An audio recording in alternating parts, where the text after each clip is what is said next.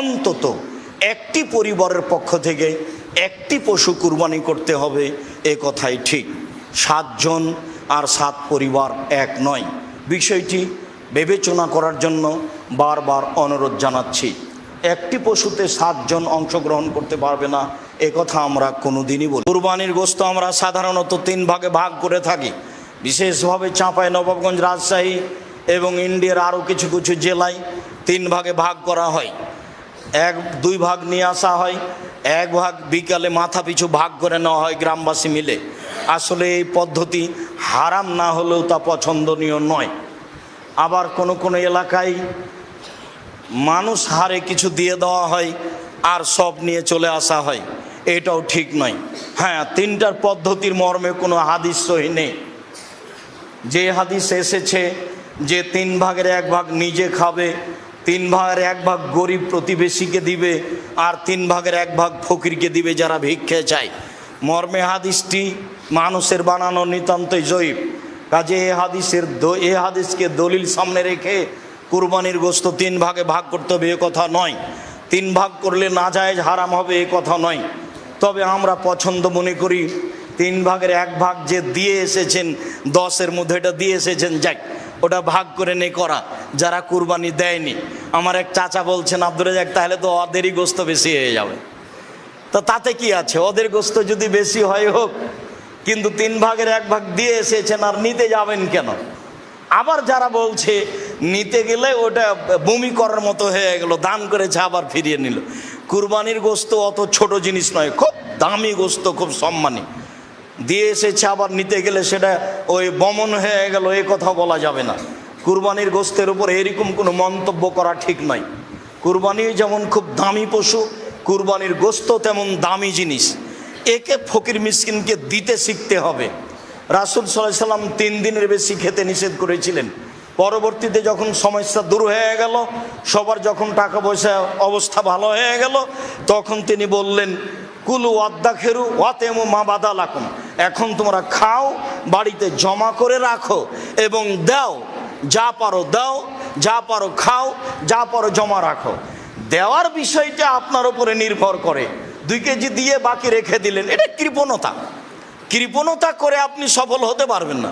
অথচ 100 জন নেওয়ার জন্য আছে, কেউ নেওয়ার জন্য নেই, তা আপনি সবই রেখে দিলেন, ভালো কথা, রাখেন। অনেকে নেওয়ার জন্য আছে, আপনি সেখানে 2 কেজি দিয়ে বাকি রেখে দিলেন, এটা স্পষ্ট কৃপণতা। এটা মানুষকে বোঝানো সহজ, আল্লাহকে বোঝানো সহজ নয়। কেননা দিতে হবে, এটা আল্লাহর আদেশ। আল্লাহ তাআলা বলছেন, ফাকুলু ওয়াতেমুল বাইস ওয়াল ফকির, তোমরা কুরবানির গোশত নিজেরা খাও, দুস্থ গরিব ফকির মিসকিনকে খেতে দাও, এটা আল্লাহর আদেশ। কুরবানির সাথে আকিকার কোনো সম্পর্ক নেই। আকিকা 7 দিনের দিনই দিতে হবে। 7 দিনের আগে বাচ্চা মারা গেলে আকিকা চলে না, 7 দিনের পরে আকিকা চলে না, এ কথাই ঠিক। 14 দিনে আকিকা চলে মর্মে হাদিস জয়ীফ, 21 দিনে চলে মর্মে হাদিস জয়ীফ, জীবনে কোনো একদিন চলে মর্মে হাদিস জয়ীফ, এসব হাদিস আমলযোগ্য নয়। আকিকা গরু দিয়ে চলে না, আকিকা উট দিয়ে চলে না, আকিকা শুধুমাত্র ছাগল ছাগি, দুম্বা দুম্বি, এই 4 প্রকার, 2 শ্রেণীর 4 প্রকার দিয়ে চলে। আর কুরবানি ছাগল ছাগি, দুম্বা দুম্বি, গরু গাভী, মহিষ মহিষী, উট উটনি সব দিয়ে চলে। গোশত দিতে বাধ্য। আশেপাশে যদি গরিব মানুষ না থাকে আর যদি না দেয়, তাহলে এ গুনাহগার হবে, এ আল্লাহর আদেশকে মানেনি, এ কৃপণ, সে ক্ষতিগ্রস্ত হবে। আর আকিকার গোশত ব্যক্তিগত গোশত, সে খাবে কি দিবে সেটা তার ব্যাপার। আকিকা করে নেকি হয় না, আকিকা করে বাপের জিম্মেদারি নামে। আর কুরবানি হচ্ছে নেকির কাজ। কুরবানি অনেক বড় নেকির কাজ। যেসব মাধ্যম দিয়ে আল্লাহকে খুব বেশি সন্তুষ্ট করা যায়, তার একটা বড় মাধ্যম হচ্ছে কুরবানি। সম্ভবপর মানুষ কুরবানি করার চেষ্টা করবে আল্লাহকে সন্তুষ্ট করার জন্য, এ কথাই ঠিক। আলোচনার শেষে এসে আরেকটি কথা, উম্মু সালমা রাদিয়াল্লাহু তাআলা আনহা বলেন, রাসূল সাল্লাল্লাহু আলাইহি সাল্লাম বলেছেন, মান রা হিলাল জিলহিজ্জা ওয়া আরাদা ইউজাহিয়া ফালা ইয়াখুজ মিন শাহরিহি ওয়ালা মিন আসফারিহি, কেউ যদি কুরবানির চন্দ্র দেখে তাহলে সে নখ চুল কাটতে পাবে না এটা আল্লাহ রসুলের আদেশ। যারা কুরবানি করবে তাদের উপরে এই আদেশ, এ কথাই ঠিক।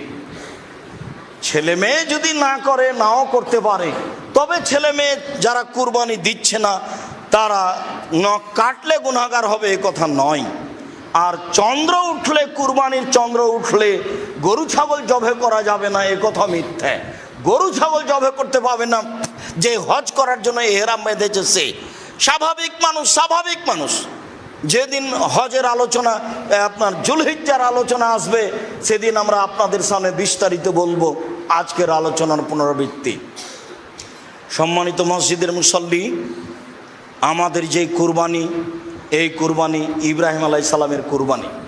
ইব্রাহিম আলাইহিস সালাম থেকে যে কুরবানি চালু হয়েছে সেটাই আমাদের কুরবানি। যদিও কুরবানি প্রথা আদম আলাইহিস সালাম থেকেই চালু রয়েছে। আদম আলাইহিস সালামই তার দুই ছেলেকে কুরবানি করার জন্য আদেশ করেছিলেন, যা কোরআন মাজিদ দ্বারা প্রমাণিত হয়। ইতিহাস আমরা সংক্ষিপ্তভাবে উল্লেখ করেছি। এরপরে বলতে চাচ্ছি, সম্মানিত মসজিদের মুসল্লি, দাঁত দেখে, লেজ ভালো দেখে, কান দেখে, চক্ষু দেখে কুরবানি কিনতে হবে, এটা আল্লাহ রাসূলের আদেশ। আল্লাহকে সন্তুষ্ট করার জন্য পশু কিনতে হবে কুরবানির, এ কথাই ঠিক। এরপরে 7 জনে নয়, বরং 7 পরিবারের পক্ষ থেকে একটি পশু কুরবানি করতে হবে, এ কথা নয়।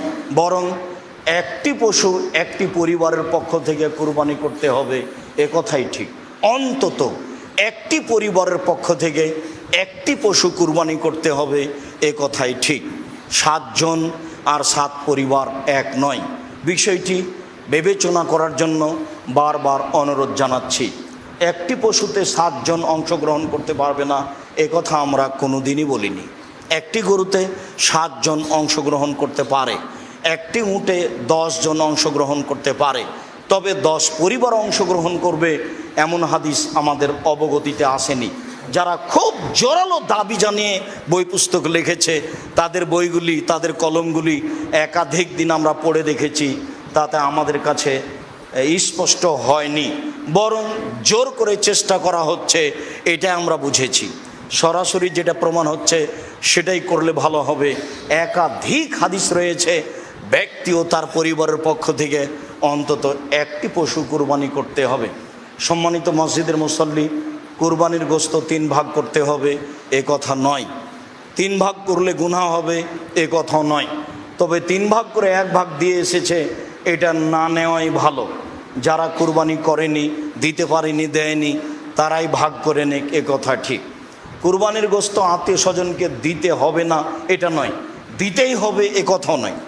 কুরবানির গোশতে আত্মীয় স্বজন রক্ষা করতে হবে, এ কথা নয়। এই যে আম হচ্ছে এখন, চাঁপাইনবাবগঞ্জের মানুষ, রাজশাহীর মানুষ আত্মীয় স্বজনের বাড়ি আম পাঠিয়ে আত্মীয়তা রক্ষা করবে। কুরবানির গোশত আত্মীয়র কাছে পাঠাতে হবে জরুরি, এমনটা নয়। পাঠানো যাবে না, এ কথা নয়। এটা স্বাভাবিক গতিতে রাখতে হবে। মর্মে মসজিদের সকল মুসল্লিকে এবং সাথে সাথে অনলাইনে যারা আমাদের সাথে রয়েছেন তাদেরকে সময়ের গতিতে আমাদের খুতবা যারা দেখবেন, শুনবেন, জানবেন, তাদেরকে অনুরোধ জানাচ্ছি, একমাত্র আল্লাহকে সন্তুষ্ট করার আশায় সহিহ হাদিসকে সামনে রেখে কুরবানি করুন। আল্লাহ আপনাদের তৌফিক দান করুক, আল্লাহুম্মা আমিন। আল্লাহ, তুমি আমাদের এই কুরবানি তোমার রাসূলের পদ্ধতিতে করার তৌফিক দান করো।